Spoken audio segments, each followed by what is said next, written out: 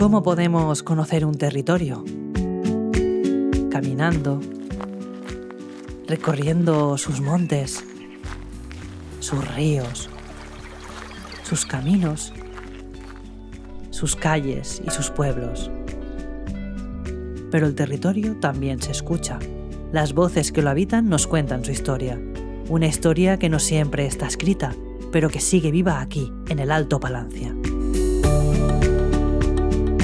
Estás escuchando Voces del Alto Palancia, un podcast del proyecto Pintepa, una iniciativa de interpretación y mediación del territorio a través de su patrimonio, su memoria y las voces que lo mantienen vivo.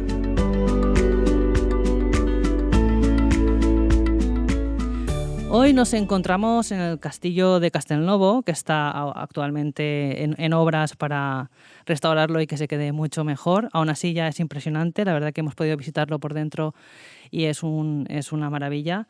Y para hablarnos de castillos, fortalezas, Edad Media, iglesias y conventos, tenemos aquí a Santa Morro, que es doctora en arquitectura e ingeniera en edificación.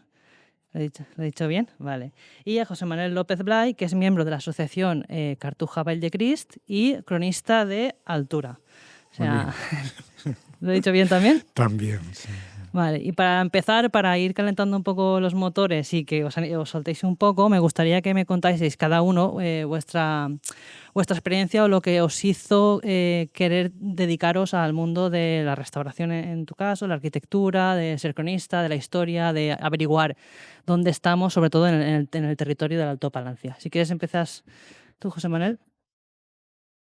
Pues, a ver, mi interés por el patrimonio viene por la profesión que he ejercido durante 38 años, que era ser profesor de historia. Entonces, me encontraba con que había un monasterio en mi pueblo del cual se sabían cosas, pero a mí lo que realmente me interesaba era poder utilizarlo como un recurso didáctico con mis alumnos. Entonces, yo creo que el primer acercamiento fue sobre los años 80, o sea que ya ha llovido, que junto con otros compañeros pues hicimos la primera guía didáctica para visitar la Cartuja, que en aquel momento eran unas ruinas difíciles de interpretar, y ese fue mi primer acercamiento. Luego ya en 2003 ingresé o formamos la asociación Cartuja Vall de Crist, y ahí seguimos, intentando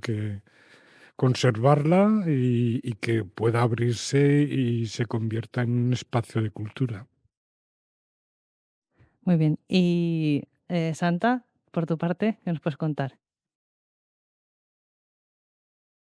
Yo empiezo todo esto por mi padre. Mi padre era un enamorado de las piedras, de los castillos, de las cuevas, de los íberos, de todo lo que había aquí en la comarca. Y desde pequeña me inculcó todas estas cosas. Y mi madre también es una señora que también tiene una trayectoria importante cultural. Y entonces ellos me involucraron a la arquitectura. Nosotros siempre hemos querido rehabilitar, porque es el sueño de todo arquitecto, bueno, por lo menos en mi parte. Lo que pasa es que ha habido bajones porque las subvenciones llegaban muy poco y esto, hasta que al final pudimos hacer un gran equipo de arquitectura de aquí de la zona y nos dedicamos a nuestros pueblos.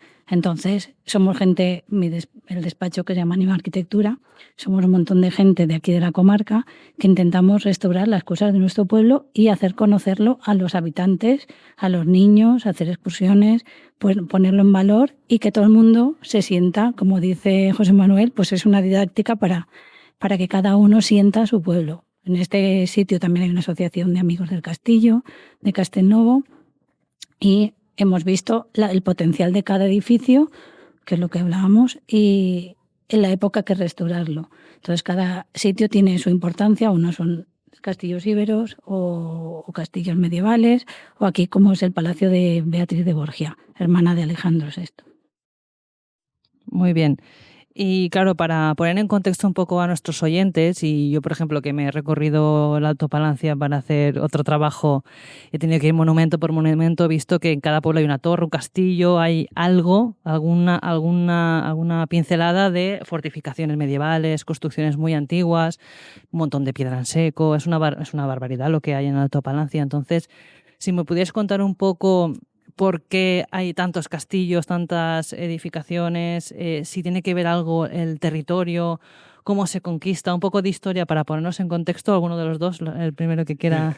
Ella sabe mucho más de fortificaciones. A ver, nosotros nos encontramos entre dos sierras, la Sierra Calderón y la Sierra de Espadán. Somos el paso natural de Aragón hacia Valencia. Entonces, esta zona, aparte que tiene un potencial de agua, de montañas, dos sierras, un pasadizo directo desde Aragón hasta Valencia, entonces, en una época determinada, que es del 11 al 15, aquí proliferan mucho los castillos, las guerras, el último rey la conquista de Valencia con un rey árabe sale de aquí, la comida la daban aquí. O sea, hay un montón de historia que relaciona toda esta zona con las guerras y con el reino de Aragón y el de Valencia. La última reina de Aragón estaba en Segorbe.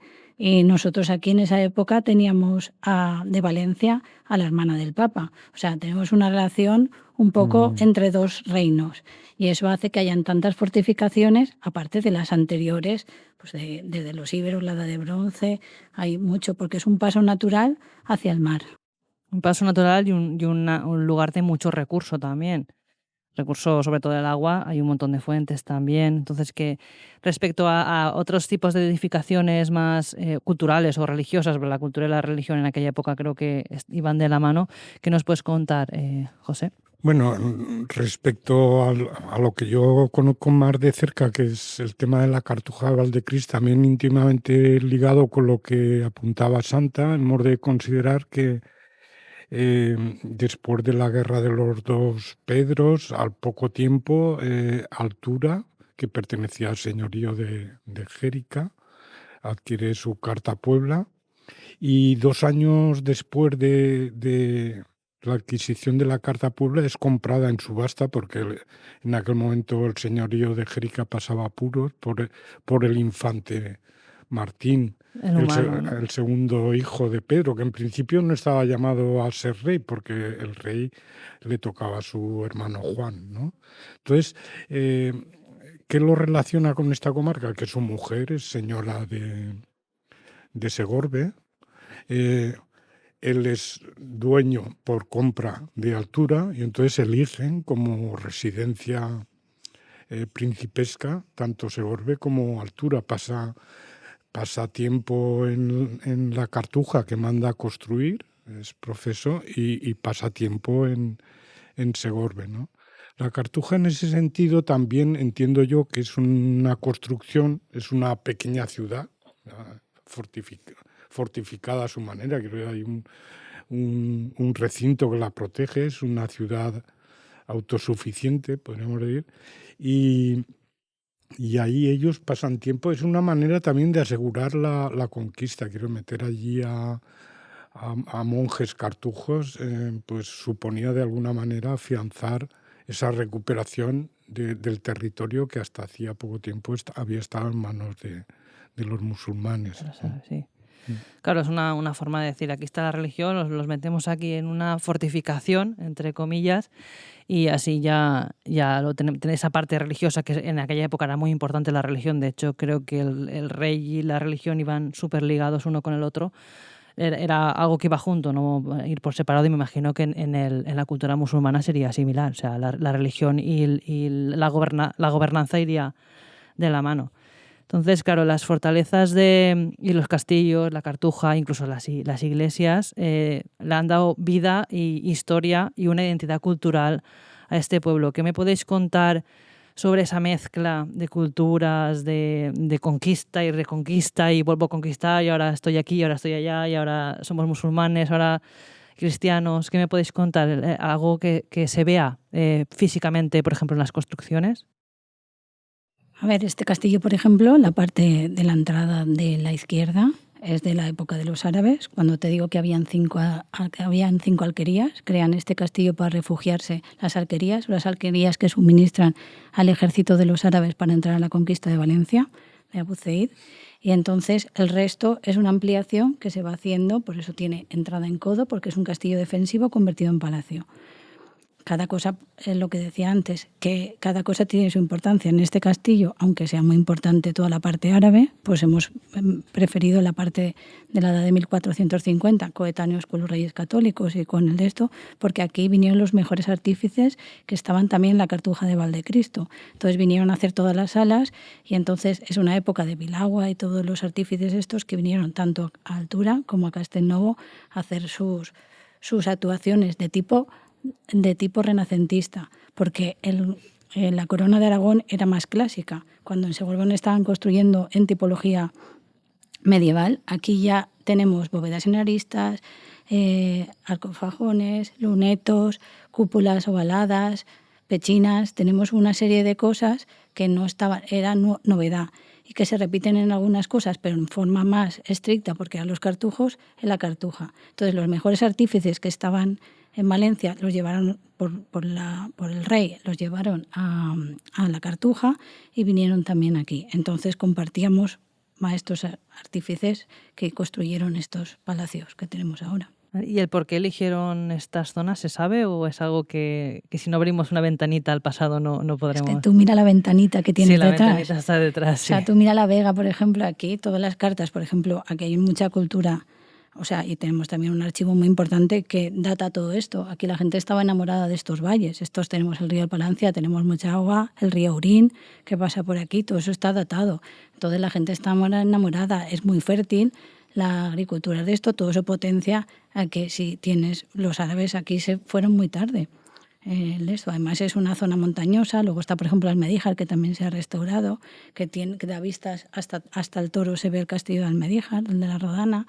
Pues era una zona defensiva que está muy cerca de Valencia y no somos la playa, pero somos, digamos, que el camino natural para bajar desde el interior hacia Valencia. Entonces eso ha hecho que en todas las épocas, tanto desde los árabes hasta la guerra, esto fuera un sitio de paso hacia Valencia. Entonces eso nos hace que tengamos tantas cosas, tanta piedra en seco, tantas trincheras, tanta de todo. Sí, que al final ha sido un sitio por el que luchar, me imagino, porque hasta la Guerra Civil se dio aquí una importante batalla, que en otro podcast nuestros oyentes podrán escucharlo. Y bueno, por otra parte tenemos ya la memoria cultural, la memoria del pueblo. ¿Creéis que aquí en el Alto Palancia se conoce la historia o se representa de alguna manera? Por ejemplo, sé que los dos os dedicáis mucho a la promoción de la cultura, al conocimiento, a la divulgación. Entonces, contadme un poco a ver si creéis que hace falta más, si vamos bien y también qué hacéis un poco. Si quieres empezar tú, José Manuel, y luego que nos cuente un poco Santa. Bueno, yo en principio apuntar que la Cartuja, aparte de ser un centro de espiritualidad, era un señorío feudal muy poderoso. Entonces, yo creo que en el caso de Altura, Altura ha vivido muy de espaldas a la Cartuja hasta hace relativamente poco, ¿no?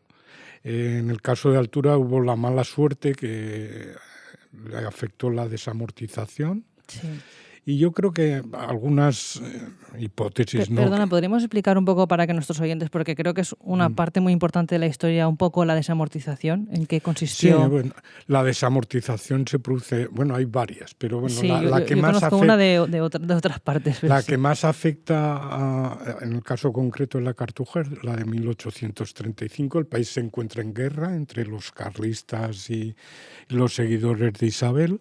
Y entonces el gobierno necesita liquidez para hacer frente a la guerra. Entonces saca a subasta los bienes de las órdenes religiosas que se compran por particulares. En el caso de la Cartuja de Valdecris, que había sido una de las más importantes de España, pues sale a subasta, yo creo recordar en el año 1843-44 por 1,5 millones de reales de vellón. La compra un señor de Madrid y 12 años después la vende por 25 veces menos el precio de compra. Imagínate en esos pocos años la rapiña, por decirlo de alguna manera, que hubo. Sí. De manera que cuando vuelve a ser comprada en el 55, 56, es un conjunto, son piedras. Piedras que literalmente una parte de ese monumento se explota como cantera. La Cartuja estuvo dinamitándose hasta 1957, hasta el año que yo nací, que se tiró la espadaña. Y con las piedras pues hay magníficos ribazos alrededor de la Cartuja con las marcas de cantería. Segorbe al menos tuvimos la inmensa suerte, por mucho que se hable de la rivalidad, de que tuvo el conocimiento de comprar parte de la arquería del claustro, que la utilizó primero en un lavadero público y luego trasladó los arcos al Botánico Pau, que los podemos observar todavía. Compró puertas como la puerta de alcaldía o la de plenos, que eso se salvó de la rapiña, pero todo lo demás pues quedó en unas ruinas más o menos memorables que cayeron en el olvido. Y yo creo que además la gente se ensañó con esas ruinas, porque hay que recordar que los cartujos cobraban impuestos a los... Claro. Y creo que las relaciones Cartuja-Altura no eran muy fluidas, que digamos. Claro, al final el edificio es el que sufre o el que permanece escrito en sus muros lo que ha pasado, ¿no? Que eso es algo que podemos ver en los castillos, cómo están, qué ha pasado. Incluso creo que en la Guerra Civil también se ha destruido muchas cosas de la Edad Media.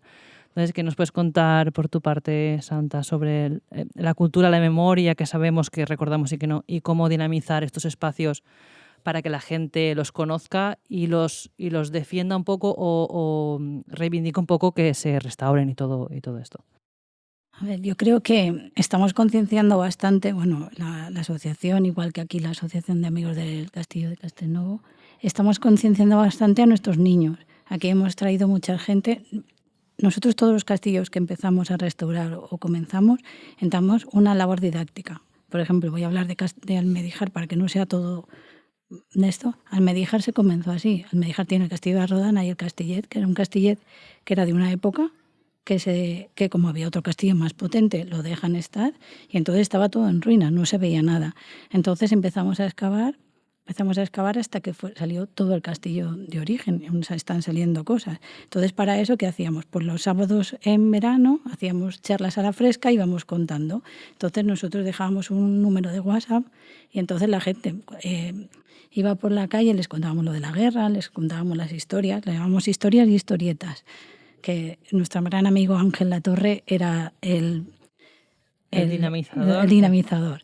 Y entonces iba haciendo eso, les enseñaba la guerra, se disfrazaba, el Almanzor, les explicaba todas las cosas. Y entonces eso ha ido que la gente joven de Almedíjar, por ejemplo, venga y nos diga: mira, tengo todo esto en mi casa, he encontrado esto, he encontrado lo otro. Los señores mayores vayan por el monte y digan: Santa, esto es importante, mirarme esto. ¿Esto qué es? Pues mira, eso es un nido de ametralladora o cualquier cosa.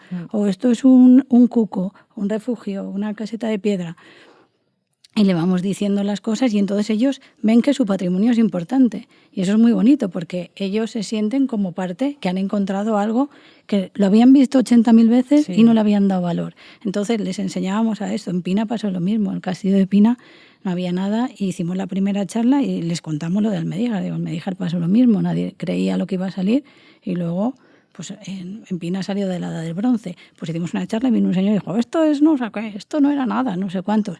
Pues cuando hemos ido saliendo, nos han salido restos, anillos, cosas de la Edad del Bronce, pues claro, la gente ha alucinado. Todos los años hacemos una charla o dos para contar: hemos encontrado esto, hemos conseguido este dinero, estamos haciendo esto. Esto también es importante, no solo es el castillo, los ribazos, las de esto, el monte, por ejemplo, antes hablamos del Monte La Horca, todas las cosas. Vamos ahí culturizando, la gente se va emocionando y eso está haciendo que los niños de esto, luego los arqueólogos han hecho un papelón porque nos ayudaban, venían los niños a intentar hacer cosas, les explicaban, les decían lo que era importante, cómo tienen de esto, dónde lo tienen que llevar si encuentran algo. Todas esas cosas hace que se dinamice y que se ponga en valor y que cada uno sienta lo suyo. Y eso es muy bonito porque si perdemos lo que tenemos, no vamos a tener nada. Claro, y entonces, para la gente de aquí, yo creo que es importante y que desde la Cartuja, que ellos empezaron antes, a todo lo que nosotros, pues yo, por ejemplo, le comentaba antes que yo fui a esos primeros inicios con la Fundación Bancaja, allí a la Cartuja. Claro, todo eso ha hecho que nos sintamos parte de aquí, seamos de esto. Yo restauraba por toda España y hacía cosas, llevaba tiendas y de un equipo de arquitectura de una fábrica importante, y al final decidí quedarme en mi pueblo y potenciar lo que es nuestro. Porque esta zona es tan bonita y tiene tanto, que es lo que tú decías, tiene tanto que o lo ponemos en valor nosotros o no lo va a poner nadie. Y es difícil porque tienes que pedir muchas ayudas, tienes que hacer mucho sacrificio, luego tienes que encontrar gente adecuada para restaurar. Es una cosa, y además es que si te equivocas, es tan gordo tu equivocación que tienes que ir con mucho miramiento. Sí. Esto es difícil, pero así ver que la gente se emociona. Nosotros aquí hacemos charlas en verano y menos de 150 personas no vienen. En Pina, que es un pueblo, viene todo el pueblo. Es que eso es muy bonito. Sí, sobre todo que participe todo el pueblo, que la gente sea partícipe del territorio y de la memoria, que conozca. Al final lo que no conocemos no podemos protegerlo. Lo que conocemos empezamos a amarlo, que ahí está el amar o el estimar tu entorno, conocer quién ha pasado por esos valles, quién ha estado entre estos muros. Es muy emocionante. A mí me genera mucha curiosidad también y muchas veces digo, ojalá pudiese abrir una ventanita y ver exactamente lo que estaba pasando, porque reconstruir el pasado es muy difícil, tengo entendido. A ver, intentar averiguar qué pasó entre estos muros, claro, lo único que te puede hablar aquí son las piedras, los escritos que queden, que a veces también eso se acaba perdiendo porque es el papel al final, o incluso con las guerras se destruye mucha información. Entonces creo que es una parte muy importante la de intentar comprender las piedras, las paredes, los muros, las edificaciones, sobre todo transmitir eso a la población. Porque al final es eso, que si la población no lo conoce no lo va a defender ni lo va a decir. Eso es por lo que decía que el señor, ¿no? Eso no es nada, eso son un montón de piedras que a lo mejor dentro han pasado 1.000.000 de cosas. Entonces está bien todo esto que hacéis, que no solo os dedicáis a mostrar el patrimonio, sino también pues, en la parte académica, ¿no? A los niños, que es el público que va a ser el responsable del futuro. Pobrecitos míos, la que les espera, pero bueno, que ellos también conozcan, porque así cuando crezcan tendrán ese amor dentro y a lo mejor se dedican a algo como vosotros, ¿no? Que os habéis quedado aquí en el territorio, pudiendo iros a otros sitios con más oportunidades o con más ganancias o lo que sea. Me parece maravilloso que dos personas como vosotros estéis aquí al pie del cañón, luchando por el territorio y sobre todo queriéndolo, que eso es una parte importante. En el tema de recuperar tanto la Cartuja como las construcciones, y esto puede ser un tema polémico, es difícil, pero quiero que me contéis a qué os enfrentáis o qué necesitaríamos para poder reconstruir pues, este castillo, por ejemplo, o la Cartuja, que ahora de hecho están las dos en manos a la obra. ¿Qué se necesita? Hay que pelear mucho, porque hay que reivindicar que se reconstruyan estos espacios. ¿Qué me podríais contar un poco? Porque si no se pierde lo nuestro. O sea, lo nuestro es esto. Este castillo, pues como has dicho tú, se ensañaron. Ahora la gente de altura valora la Cartuja, la gente de aquí valora esto. Nosotros, por ejemplo, para empezar esto, empezamos en el 2011 con nuestra primera subvención, a pedirla, que no nos la dieron en muchos años. La primera llegó en el 2017. La primera que pedimos, pues, como éramos unos ilusos y jóvenes, pedimos un 2% cultural, que no nos dieron nunca, claro. Lo fuimos pidiendo y nos lo han dado este año. Eso es un potencial de dinero, pero nosotros empezamos con subvenciones de 40.000 euros IVA incluido para restaurar, que eso nos daba para montar el andamio y poca cosa más. Sí. ¿Sabes? Entonces, claro, ¿qué nos hace falta? Pues nos hace falta ganas, gente. Nosotros comenzó la asociación por eso, porque venían a ayudar, porque montábamos el andamio y hacíamos de peones un poco. Poco a poco íbamos limpiando sin tocar nada, pero quitando cosas que eran lo que habían acumulado de tierra y cosas de esas. Empezábamos con nada hasta que íbamos haciendo cosas. Poco a poco hemos ido y hemos llegado a esta subvención, pero cuesta mucho que te llegue el dinero para estas cosas, porque además aquí, como has dicho tú, hay mucho, pero luego hace falta documentarlo muy bien, hace falta hacer unos proyectos muy buenos, hace falta tener un historiador muy bueno, claro, tienes que tener un equipo multidisciplinar muy grande. Nosotros tenemos gente de Bellas Artes, historiadores, arquitectos, aparejadores. Es un equipo, luego tiene que haber alguien todo el día aquí con este calor que está haciendo todo el día.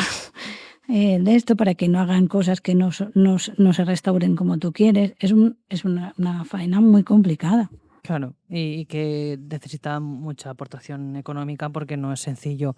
No es como construir una casa de cero. Aquí hay que reconstruir lo que ya está hecho con una base que no puede saltarte las normas ni la arquitectura. Y por tu parte, José Manuel, en temas de... En el caso de altura, como creo que he dicho antes, pasó a manos privadas. En 1955 la Diputación compra por primera vez lo que es la capilla de San Martín o iglesia de San Martín, que era la primitiva iglesia, cuando era un infante y por tanto sus pretensiones eran más modestas. Luego en 1990 la Generalitat compra toda la parte cenobítica y la parte de clausura. Y ya a principios del siglo XXI, 2009, si no me falla la memoria, la Diputación compra la hospedería. O sea, en estos momentos el monumento tiene como dos propietarios. La Generalitat y la Diputación. No siempre en los equipos técnicos y políticos existen los mismos criterios respecto a cómo intervenir. Sí. Entonces, la pelea de la asociación ha sido que de una vez por todas se redactara, bueno, en esto Santa me puede corregir, pero bueno, un documento básico que es un plan director, es decir, un documento que organice y armonice todas las actuaciones, ¿no? Lo que no puede es un continuo tejer o destejer o intervenir con criterios diferentes sobre un mismo monumento. En esas estamos, pero claro, yo creo que el hecho de la doble propiedad no siempre es beneficioso en el caso de la Cartuja de Valdecris. Y eso que son doble propiedad que es del mismo, Sí, entre bueno, comillas, pues es complicado, pero es del mismo gobierno, del mismo estado, de la misma comunidad. Pero no siempre coinciden. No, pero no bueno, coinciden ni dentro de la misma organización. Pero bueno, si yo echo la vista atrás, porque yo tiendo a ser pesimista, pero si ya me quito de encima esa máscara y desde 2003 que como miembro de la asociación, yo creo que se ha avanzado y que sobre todo la percepción que tiene la gente que vivía de espaldas a la Cartuja, que ahora se acerca, incluso gente ya mayor que dice, pues hacía 50 años que no bajaba. Ahora, por ejemplo, el día 31 de julio y el 1 de agosto volvemos a hacer las jornadas de ámbito de cultura, el Valdecris 2026, que llevamos haciendo desde el año 2009 y que en las últimas convocatorias pues, puede hacer que unas 2.000 personas visiten el monasterio en ese fin de semana. Hay conciertos de jazz, de música clásica, representaciones teatrales. Este año un poco más complicado porque al estar en obras la parte cenobítica nos hemos tenido que desplazar a la hospedería. Pero bueno, esperemos que la gente responda como viene respondiendo en los últimos años. Sí, que este podcast también, si sale, yo creo que saldrá antes, espero, debería salir antes, pues la gente que nos oiga que sepa que puede asistir, ¿no? O informarse a través a través de redes damos... de la asociación de la Cartuja de Valdecris. Hablando de asociaciones y de, claro, veo que es una parte muy importante, asociaciones, fundaciones, colectivos. Veo que en el Alto Palancia es una parte muy importante y al final es lo que provoca o lo que estira un poco que la gente y las administraciones y las subvenciones y todo lleguen, porque hay subvenciones, hay, y dinero me imagino que hay porque tiene que haber, si no estamos todos pagando impuestos. Dinero hay para hacer cosas, hay muchas cosas que hacer, está claro, pero veo que si no existe una asociación o algo en la que esté metida la gente del propio territorio, muchas veces es difícil de recibir esa subvención y sobre todo hacer las cosas bien, que eso es lo que me preocupa, que venga, a lo mejor puede venir alguien de fuera con una visión o lo que dicen, ¿no? Que no se ponen de acuerdo o que vienen sin conocer la historia y restauran algo de aquella manera, ¿no? Entonces, ¿qué pensáis sobre las asociaciones, las fundaciones? Porque veo que hay muchísimas. ¿Cómo veis vosotros esta parte del Alto Palancia, que me consta que hay mucha actividad? Yo creo que las asociaciones hacen que vean que no es una persona solo o dos las que quieren esto, sino que es un colectivo que apuesta por esto. Los ayuntamientos que son muy favorables a la restauración, como es el Ayuntamiento de Castelnuovo, que ha hecho todo lo posible y lo imposible porque este castillo haya ido adelante, este palacio, pero lo que decía él, tienes que tener una base, porque lo del plan director es importante y hay una subvención muy importante que se está haciendo, que es la de los planes directores, que la patrocina, que hace que tú tengas un futuro. Nosotros todo lo documentamos, antes, después, durante, aparte de dar charlas, todo se documenta porque esto, nosotros empezamos, pues se pueden acabar las subvenciones, se las pueden dar a otro que esté en peor estado o muchas cosas. Entonces, tienes que documentarlo todo muy bien, tienes que tener un plan director correcto, tienes que tener una gente que apueste y que no vaya solo para hacerlo y se vaya sin documentar, que es más faena todo eso, a lo mejor que la restauración en sí, porque esto no acaba el día que cierras. Sí. O sea, esto es una labor de toda la vida. Y entonces, como es una labor de toda la vida, mis hijos han nacido aquí, quiero decir, haciendo esto, los dos. Entonces es una labor que se mantiene durante el tiempo. Entonces tienes que dejarlo documentado porque a lo mejor vendrá otro señor que a lo mejor sabrá más de una época o de esto y tiene que tener información para continuar. Y yo creo que hemos tenido mucha suerte con los archivos que hemos tenido aquí, de los duques, hemos tenido mucha suerte porque hemos documentado. Por ejemplo, aquí había una tasación de 1655 donde explicaba cada sala los metros que tenía, todas las cosas. Si no hubiéramos tenido eso, no hubiéramos podido levantar las alturas, ni hubiéramos podido hacer una serie de cosas, aunque siempre encontramos vestigios en esquinas, en puntos estratégicos, pero todo eso hace que de esto, si tú lo documentas, vendrá alguien, a lo mejor el año que viene ya nos dan dinero o tampoco a la cartuja, pero a lo mejor dentro de 10 sí, y a lo mejor no estamos ninguno de los dos. Entonces todo eso tiene que quedarse muy documentado y es una labor que tampoco todo el mundo lo quiere hacer. Y si no tienes un apoyo detrás de unas asociaciones o de un ayuntamiento que te siga apoyando, pues al final el tiempo es importante para todo el mundo y al final estás regalando tu tiempo, que no lo regalas porque es algo que te gusta tanto que lo haces. Pero quiero decir, si al final que valga la pena. Que te cansa, que no, por lo menos, si no te apoya. Sí, que por lo menos tenga una... Yo, si me permites apuntar para que no se me vaya la idea, aparte de esa exquisitez a la hora de intervenir, ser exhaustivo, la documentación y tal, por la naturaleza de nuestra asociación, aparte de, podríamos decir, toda la parte de investigación histórica sobre el monumento, que bueno, eso más o menos está muy trillado, nuestro objetivo ahora es convertirlo, a pesar de un estado que no es el que desearíamos, en un ámbito cultural. Y entonces, yo creo que lo que nos falta en la comarca, y lo digo para quien corresponda, que hay mucho patrimonio, pero haría falta un discurso comarcal a nivel patrimonial. Yo algunas veces digo, en otros sitios se han hecho, por ejemplo, festivales de verano, y aquí habría uno precioso que entre castillos, palacios y conventos nos saldría un verano cultural, una oferta cultural que al final, aparte de cultural, también es económica. La gente viene, deja su dinero y tal. Y y viene a conocer y no viene y tenemos espacios, tenemos este castillo del convento en Viver, el palacio en Sot, en Geldo, en Segorbe, en Altura. Que eso ya es una cuestión de tema político, pero haría falta ese discurso comarcal de defensa del patrimonio común, y evitar a veces ombliguismo de decir, yo creo que o competencia. Aquí, como decía un poema cubano, o nos salvamos juntos o nos morimos todos, ¿no? Entonces yo creo que eso es, bueno, un encargo para la clase política. Es que con el potencial que hay, Bueno, por parte de la Mancomunidad de Alto Palancia se está con este proyecto que va sobre eso, sobre dinamizar lo sé.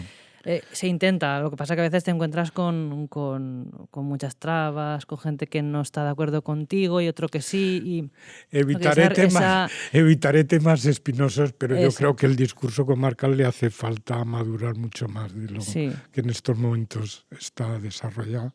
Es una iniciativa loable, pero creo que nos queda mucho camino por recorrer ahí. Yo, para ser positiva, diré que cuando nosotros explicamos en esto, vamos explicando y vamos haciendo las comparaciones. Hoy, cuando has llegado, te he comparado Cartuja con esto, comparamos en todos los sitios para que la gente de la comarca, aparte de conocer su espacio, conozca el de la comarca y sepa por qué ha pasado esto aquí y qué correspondencia, por ejemplo, tenía con Altura, o con los Artífices, o qué correspondencia tenía con el Castillo de Testo, o por qué en Montana hay un poblado íbero y en Sota hay otro, la relación entre ellos, todas esas cosas.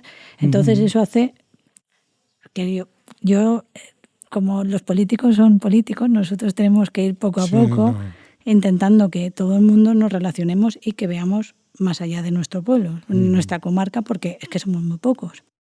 Claro, encima es eso, que hay bastante despoblamiento, aunque los pueblos, bueno, ahora están llenos, que es verano, ahora sí que están llenos. Pero claro, yo creo que las asociaciones, fundaciones, grupos de trabajo o gente apasionada por el territorio es la que puede generar eso con la ayuda política que, como dices tú, por ejemplo, el alcalde de Castelnovo ha hecho mucho para que esto se lleve a cabo. A mí me consta que en Vall d'Almonací, donde yo he trabajado mucho también, el alcalde ha hecho mucho para hacer un montón de actividades y gestiones que ayuden al entorno, al pueblo, al ecosistema. Entonces, al final, sí que en estos pueblos buenos que los alcaldes y tal, como son del pueblo, tienen ese amor que a lo mejor en otros sitios más rollo ciudad falta ese amor por el patrimonio. Falta que la gente deje de discutir un poco, creo yo. Sí, y a lo mejor hacer un estudio también global para poder hacer. Es que lo que has propuesto es súper interesante, pero es complejo hacer.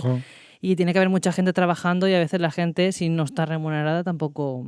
No, pero por ejemplo, al final... no es por hacerle, pero la madre de Santa tú te la puedes encontrar en cualquier pueblo de la comarca. Sí. Pero no hay muchas madres de Santa. No sé si me explico. Quiero ir a la gente, nos cuesta salir de nuestro pueblo para ir a otro pueblo a ver una actividad que están haciendo en un bien patrimonial y tal. Entonces, a ver, falta mucha gente como la Madre de Santa, que es incondicional de la Cartuja, pero la he visto en Viver y la he visto en toda la comarca. En toda la comarca, porque es que somos pocos y tenemos que ir juntos. Yo creo que hay que... Bueno, yo soy pesimista, pero no cejo, quiero ir, ahí sigo, ¿no? Claro. Y sé que más pronto que tarde, pues al final... algo se dará. Algo se hará. Bueno, y de hecho se ha hecho mucho. Lo que pasa que a veces nos ciega la inmediatez, ¿no? Nos gustaría ya ver esto, pues... O la Cartuja, ¿no? Más visitable, más tal. Pero bueno, si lo comparamos como estaba cuando yo nací, pues... mucho se ha adelantado. Sí. No, hay que, sí, por ejemplo, nosotros aquí que hacemos todos los años, vamos diciendo, mira, hemos hecho esto, ahora esto viene aquí, esto porque se ha hecho así, estas piedras, la puerta, el matacán, todas las cosas, la gente se entusiasma y continúan. Y entonces van viendo, y van al Medíjar, y van a Altura, y van al de esto, y hacen pues un poco lo que hace mi madre, o yo hago esto porque lo he visto en casa, entonces vamos ahí, entonces nosotros explicamos, perdemos con los niños, con los mayores, con la gente, para que entre todos hagamos una comarca, veamos las similitudes de esto, pues lo que he dicho de Laval, pues el monje, el castillo fortificado, la torre, los otros. Vamos ahí haciendo comparativas, por ejemplo, Azogar tiene también una planta balada, pues yo voy comparando, pues siempre para que no sea una cosa solo, seamos una comarca importante y que todo el mundo queramos lo nuestro, aunque siempre la Cartuja sea lo mejor, pero quiero decir, para cada uno, pero al final la gente que nos gusta el patrimonio nos gusta todo y nos gusta esto que tenemos porque además es muy importante. Yo me acuerdo, mi padre estaba ahí en la Torre del Malpaso, pues la importancia, hay un montón de torres del mismo estilo, ahora están haciendo la Rocha Caldros en Soneja, que también es una torre muy importante. Hay muchas cosas que tenemos tanto y tenemos que ponerlo en valor que a lo mejor con una dinamización, lo que pasa que es difícil, porque somos muchos pueblos, pero habría que dinamizarlo e intentar ver las similitudes, que haya una charla de las dos cosas, todo eso para que la gente luego se anima. Y entonces viene tanto a un sitio como a otro. Claro, que conocer el Alto Palacio al final.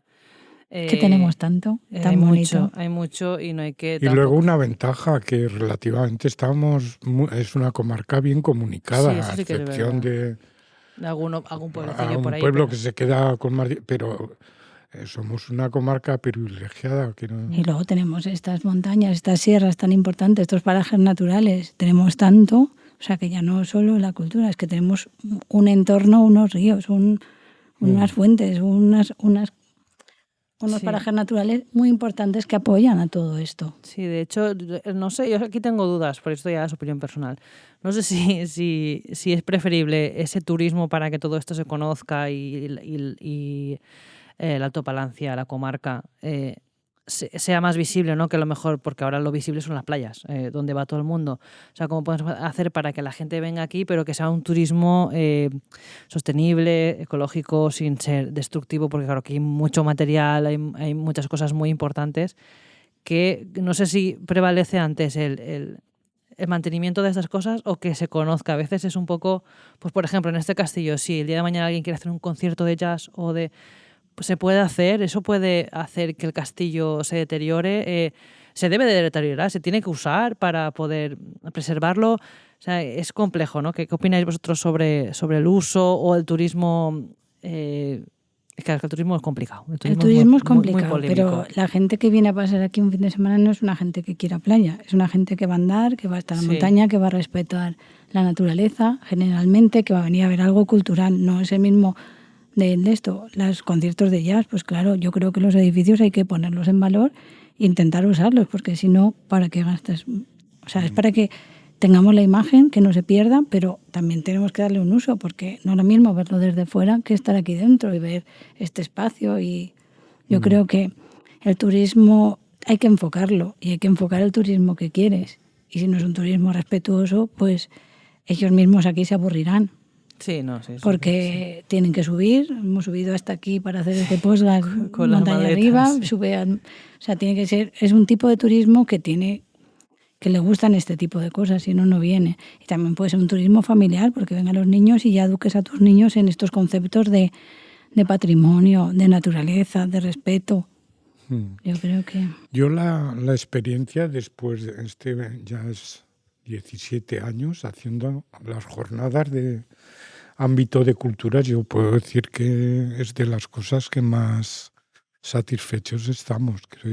Ver que en un concierto de jazz pues haya 400 personas, una obra de teatro que ha ido compañías importantes cuando hemos tenido más subvención y se llene y gente de toda la comarca, que es lo que realmente interesa, ¿no? Entonces esa gente, como dice Santa, sabe dónde va. Claro. Y yo creo, bueno, pues siempre puede haber algún Despistado. pequeño incidente, ¿no? Pero yo creo que compensa usarlo, darlo a conocer, porque invertir tanto para que sea un espacio cerrado no le veo yo mucho sentido. Y que esos conciertos que haces tú para la gente, ya tienes un ámbito controlado, ves el monumento, lo visitas, estás allí, estás oyéndolo, estás disfrutando de lo que estás viendo, como hubiera sido que lo decías tú. Me gustaría ver una ventana y ver cómo era en ese momento. Pues tú cuando estás oyendo el concierto estás viendo este palacio o estás viendo la cartuja y dices, pues mira, aquí el cartujo, no sé qué, esta piedra, este símbolo, esta espadaña, ¿cómo sería? ¿Cómo no sería?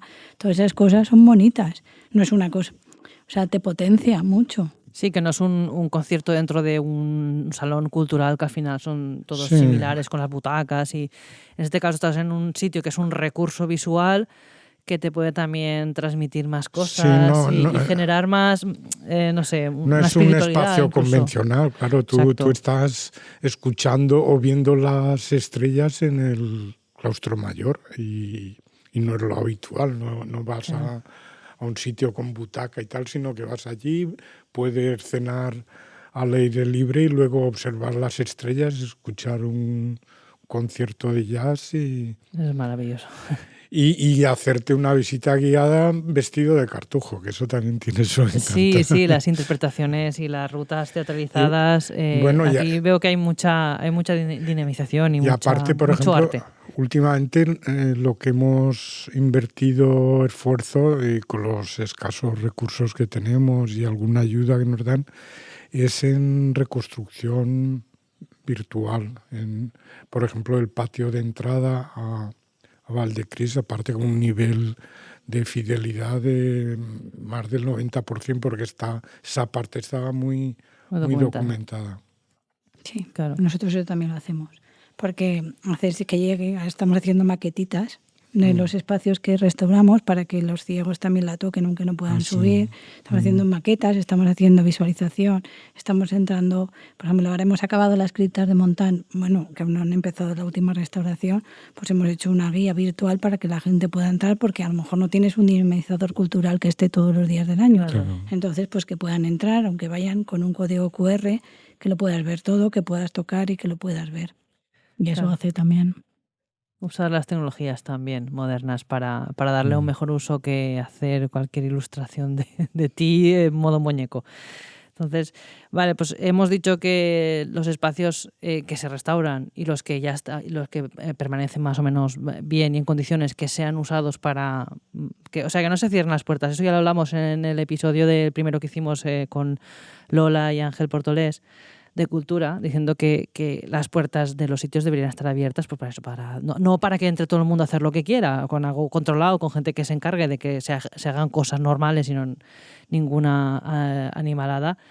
Pues sí, que se hagan conciertos, teatros, incluso talleres de arte, talleres de piedra en seco, un montón de cosas que para eso está el espacio. En su día se usaba, y yo creo que cuando usamos las cosas también, al darle un uso también le das vida, le das como... vida, le largas la vida en el tiempo, porque como se usa, la gente quiere que esté bien y quiere que se restaure. Pues si se rompe algo, pues se vuelve a construir. No sé si queréis aportar alguna cosita más sobre el tema. Nos hemos ido mucho a la cultura, aunque al final hablamos de patrimonio y la cultura es una parte importante, pero si queréis decir alguna cosa más respecto a las fortalezas, al patrimonio que tenemos en el Alto Palancia. Hombre, yo apuntar que los edificios forman parte de nuestra memoria, entonces sin memoria no somos nadie. Entonces conservarlos, protegerlos, difundirlos, hacer que los quiera la gente forma parte de nuestro futuro también. Cuando se acaba la memoria, dejamos de ser quienes somos. Exacto. ¿Y Santa, alguna cosita para despedir? Hay una frase muy bonita que nombran los de la Asociación del Cantal, que dice, de Gabriel García Márquez, que dice que somos de esto a partir de lo que heredamos. Sí. Entonces creo que es importante eso. Preservar la memoria con la preservación de los espacios ya tanto arquitectónicos como la cultura inmaterial, que es pues todos esos saberes y oficios del Alto Palancia que iremos conociendo a través de este podcast, que ya los tendrán disponibles seguramente nuestros oyentes. Y nada más, yo para cerrar me gustaría agradeceros mucho vuestra participación, aunque a veces os tengo que tirar un poquito porque impresiona un poco, pero al final ya habéis visto que las conversaciones salen solas, y encima por gente que ama tanto el territorio. Es una pasada hablar con vosotros y generar este tipo de conversaciones. Gracias, Santa, por hacer que nos abran el castillo y poder subir aquí, aunque me ha costado subir los cacharros, pero bueno, yo creo que ha merecido la pena. Y gracias, José Manuel, por atreverte y por contarnos toda esa parte tan importante de la Cartuja, que aunque solo sea la Cartuja, hemos dado a conocer también a través de este podcast la asociación, y encima que es una asociación que hace muchas cosas culturales y está al pie del cañón. Y es comarcal. Y es de aquí. Entonces, nada más, muchas gracias, que os vaya muy bien en vuestros proyectos y espero ver todo esto reconstruido y que tengáis todas las oportunidades para seguir haciendo lo que hacéis. Has escuchado Voces del Alto Palancia. Este podcast forma parte del proyecto Pintepa, impulsado por la Mancomunidad del Alto Palancia y financiado por el Ministerio de Derechos Sociales, Consumo y Agenda 2030.